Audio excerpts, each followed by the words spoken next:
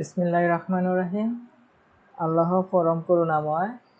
আল্লাহর নামে শুরু করতেছি। প্রিয় শিক্ষার্থীরা, আমাদের ষান্মাসিক সামষ্টিক মূল্যায়নে 2024-এর জন্য নির্ধারিত শিক্ষণ অভিজ্ঞতা নিয়ে আলোচনা করা হবে। আমাদের 2024 সালের ষান্মাসিক পরীক্ষার জন্য আমাদের যে বিষয়গুলো পড়তে হবে এবং যে বিষয়ের যতটুকু পড়া আমাদেরকে শেষ করতে হবে আগামী মাসে পরীক্ষা দেওয়ার জন্য, সেই সম্পর্কে নির্ধারিত বোর্ড থেকে সিটিবি পৃথক তারা একটি নোটিশ প্রকাশ করেছে। দেখো প্রিয় শিক্ষক বিন্দু, আমাদেরকে বলতেছে সক্রিয় শিক্ষক বিন্দু, ষষ্ঠ থেকে নবম শ্রেণীর শিক্ষার্থীর ষান্মাসিক সামষ্টিক মূল্যায়নের আগামী জুলাই মাসে শুরু হতে যাচ্ছে।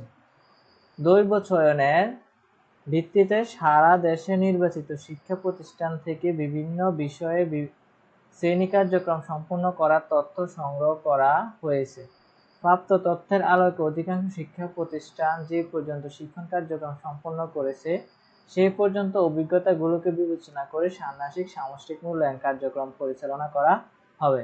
প্রিয় শিক্ষার্থীরা, তোমাদেরকে ষান্মাসিক সামষ্টিক মূল্যায়নের জন্য তোমাদের নির্দেশিকা অনুযায়ী যে তোমাদের টিচারগুলা যে অ্যাক্টিভিটি, যে কাজগুলো দলগত কাজ, একক কাজ করানো হয়েছে, সেই কথা এখানে বলা হয়েছে যে ষান্মাসিক সামষ্টিক মূল্যায়নের জন্য ষষ্ঠ থেকে নবম শ্রেণীর সকল বিষয় নির্ধারিত অংশ। যে ষষ্ঠ থেকে নবম শ্রেণীর ষান্মাসিক সামষ্টিক মূল্যায়নের জন্য যে যে বিষয়গুলো নির্ধারিত অংশ আছে, যে যে বিষয়গুলো পড়তে হবে সেগুলো হচ্ছে, দেখো প্রথম হচ্ছে যে বিষয় বাংলা।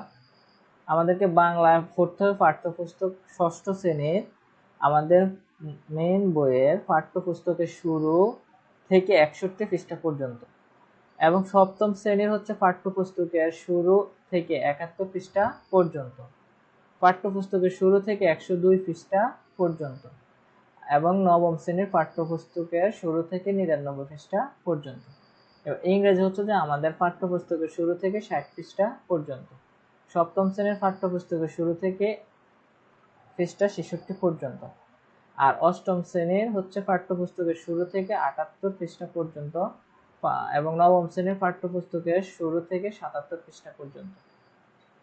এবার ষষ্ঠ শ্রেণীর গণিত পাঠ্যপুস্তক শুরু থেকে 177 পৃষ্ঠা পর্যন্ত, সপ্তম শ্রেণীর পাঠ্যপুস্তকের শুরু থেকে 124 পৃষ্ঠা পর্যন্ত, অষ্টম শ্রেণীর পাঠ্যপুস্তকের শুরু থেকে 124 পৃষ্ঠা পর্যন্ত, এবং নবম শ্রেণীর পাঠ্যপুস্তকের শুরু থেকে 112 পৃষ্ঠা পর্যন্ত।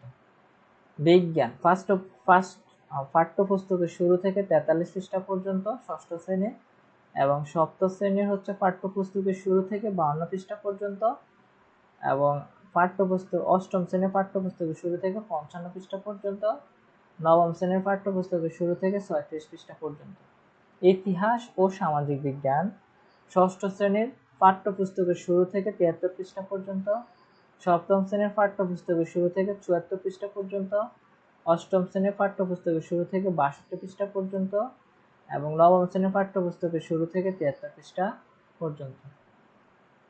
ডিজিটাল প্রযুক্তি পাঠ্যপুস্তকের শুরু থেকে 56 পৃষ্ঠা পর্যন্ত, এবং সপ্তম শ্রেণীর 60 পৃষ্ঠা পর্যন্ত, অষ্টম শ্রেণীর 75 পৃষ্ঠা পর্যন্ত, নবম শ্রেণীর 70 পৃষ্ঠা পর্যন্ত।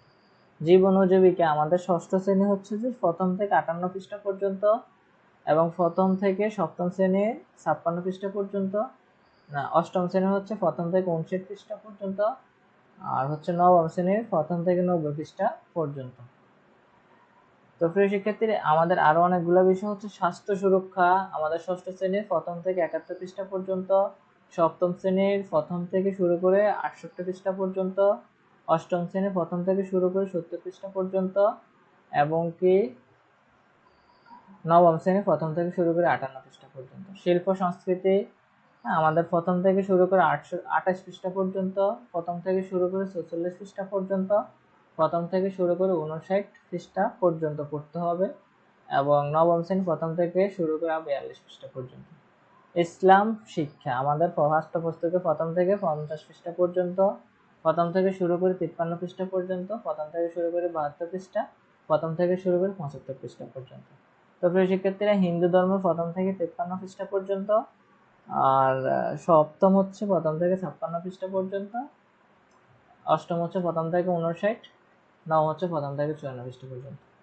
তো প্রিয় শিক্ষার্থীরা, আমাদের যে এনটিসিবি থেকে যে নোটিশটা দেওয়া হয়েছে সেটার মাধ্যমে, এই নির্দেশনাগুলোর মাধ্যমে তোমাদের ষান্মাসিক মূল্যায়ন করা হবে। টিচার তোমাদেরকে অ্যাক্টিভিটি দিবে, কাজ দিবে, সেগুলো তোমরা সমাধান করতে হবে। দেখো, আমাদেরকে এখানে আরো অনেক কিছু বলা হয়েছে। আগামী 12 জুন 2024 পর্যন্ত শ্রেণী কার্যক্রম চলাকালীন এই অভিজ্ঞতাগুলো শেষ করবেন বলে আশা করা হচ্ছে। তোমাদেরকে এই যতগুলো পৃষ্ঠা ফুটতে হবে সবগুলা তোমরা সমাধান করতে হবে।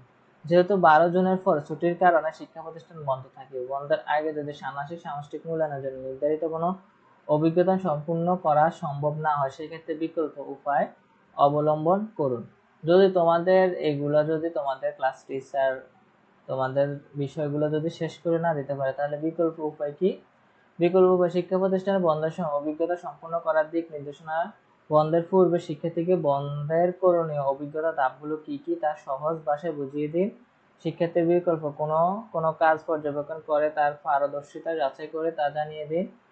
কোথাও দলগত কাজ, পর্যবেক্ষণ, তথ্য সংগ্রহ ইত্যাদি কাজ থাকলে তা বিকল্প উপায়ে।